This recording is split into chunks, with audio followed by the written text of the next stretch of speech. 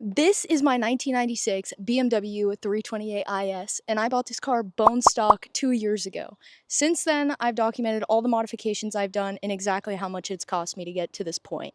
And unfortunately, it's a lot. Before I break down everything that I spent on my E36, make sure to go leave your guesses in the comments and leave this video a like if you like this type of content. I originally purchased this car for $1,700 and it needed a new slave cylinder, a MAF, a camshaft position sensor, and a throttle position sensor. So, needless to say, it didn't run that great, but I got a pretty good deal, and I had a lot of the parts already laying around. When I first got the car, it had dove gray interior and it was completely thrashed, like completely thrashed. I don't think it even had the door cards, but at this point that's pretty common for E36s, so naturally most people got their drift car interiors, but since I wanted to have a comfortable street car, I decided to source an entire black interior for this car, which cost me a total of $580. Most everything on this car was found from multiple part outs on Facebook Marketplace. Don't underestimate a part out. I built this entire car off of Facebook Marketplace. Continuing in the interior, I've installed these Sparco Evo QRT seats, which are sitting on some Sparco sliders, universal seat brackets, and then bolted to the planted E36 specific seat bracket. In total, my bucket seat setup has cost me $1,515. I've tried a few different seat bracket setups, including a custom seat bracket, but I just found that the planted one was the easiest, looked the best, and it's as good as it's gonna get with getting my steering wheel as centered with the seat as possible. Then for my steering wheel setup, I've got this NRG short hub adapter, NRG quick release, and then this Renown suede M-stitched steering wheel, which is by far my favorite style of steering wheel that Renown sells. I do think that I wish I would have gone with the leather. I went for suede though because better for drifting, but as aesthetic purposes, it does get messed up a little bit over time. In total, my steering wheel setup cost me $380. I've also wrapped my headliner in suede, which cost me about $130 in materials. Overall, it's super clean. I am missing this delete panel for my sunroof, and at this moment, I have not installed my C-pillars, but the sunroof looks really good, so I'm happy about that. Can't complain. Last thing for the interior are these Hard Motorsports door panels. These are absolutely my favorite door panels for the E36. If you know, E36 door panels just disintegrate. It doesn't matter if you've re-glued them 100 times, they always fall off. This is a very OEM style panel. It's very lightweight. It does rattle, but you can add some sound deadening. Mine actually doesn't rattle that bad, but I've got these pull straps. Overall, I love these door cards. I would choose this over OEM all day. This cost me a total of $300. I found them on Marketplace. I think they're around $400 new. Onto the exterior of this car, one of the first modifications I did were these headlights. I actually swapped these out a few times because originally they came with some eBay but ugly glass headlights. Then I switched them out to the plastic OEM ones, and then eventually got these OEM Euro projector headlights with, drumroll please, the city lights. I absolutely adore city lights on this car. Favorite. They're so cute. They're so cute. I also got these smoked corner lights to match my K2 Industries smoked tail lights. When I first got this car, the sunroof did not work. I actually found out that the cables were snapped, so I went ahead, got this BDC delete panel.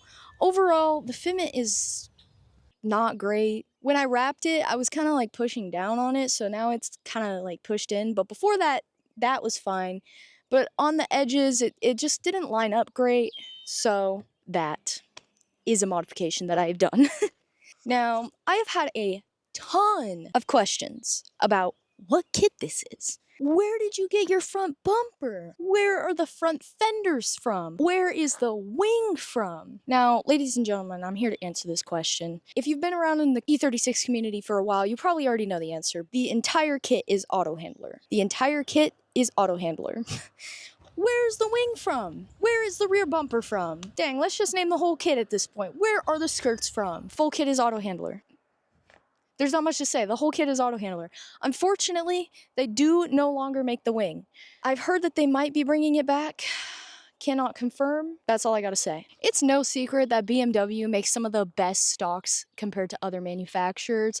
I've always loved the BBS RCO90s, aka the Style 5, so I decided to put them on my car. I'm running an inch spacer in the rear just because these are 17 by 8 squared. So the front fits all right, rear definitely needs a spacer. I also did a wheel stud conversion. Single-handedly one of the best E36 mods. Just makes it so much easier to take on and off your wheel. Lastly, the car is wrapped. This is a Ruby Star replica by Ravuni. I got the roll-off marketplace for 300 bucks, so take it or leave it. It was able to do my whole car, so I'm pretty happy. This is my first time wrapping, so I'm actually very surprised at how it came out. It's not perfect by any means. Like I said, it is my first time, but I'm pretty happy with how it turned out overall. Finally, that brings the grand total in exterior mods to $4,331. Now, if you've decided to buy an E36 to get into drifting, it's no secret that you're going to need a welded diff, and I decided to weld a 3.9 out of an automatic E36.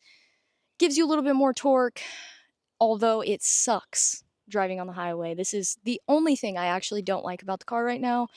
I'm probably going to switch to a 315. I think the 3.9 makes it a lot easier to learn drifting. It just sucks to drive on the highway, so I wouldn't recommend it for any street car. I will say though, a common issue when you are first starting drifting in your E36 is the front differential bolt. I actually snapped this at my first event. If you are deciding to drift, don't let your first event get ruined by a snap diff bolt. Just upgrade the front diff bolt. I decided to go with the Condor 14mm front bolt with the poly bushings. I also decided to get a diff brace. A diff brace is super important, especially when clutch kicking. The ears on the differential cover like to snap, and the diff brace will help with that. I've also got Condor motor mounts and trans mounts, as well as trailing arm bushings. Now, the second most important modification on a drift car is the angle kit. Now, what angle kit am I running, are you wondering? I am running the Merp Garage modded knuckles with 3-inch extended lowers, E90 inner tie rods with E36 outer tie rods. Since I'm not running a sway bar on this, I decided to go with a stiffer spring setup. I've got 20K BC Swift springs on the front. I think it's a little too stiff, to be honest. I would probably go with around like 12 or 15K, but it's just what I found on Marketplace. So before installing the angle kit, I actually decided to drop my entire front subframe and reseal my oil pan. I also installed an Achilles oil pan baffle. I didn't really notice a difference, but you know, shit. Hopefully it does a difference, right? For my hydro, I decided to go with the Drift Tech hidden hydro handle. I really love this because it allows you to keep the entire center console, whereas most hydros, you have to cut out like half of this just to fit it in here. And this is super nice. It's just, there is a little trim piece here that I have not put back in. Don't worry about that. I've also got the SLG Willwood dual caliper brackets and e-brake hose kit. While I was there, I also decided to rebuild my OEM calipers with new pistons, seals, and stainless brake lines. For my exhaust setup, I have some upgraded shorty style headers, a stock midsection with a cat delete, and this B&B tri-flow muffler. Give it a listen.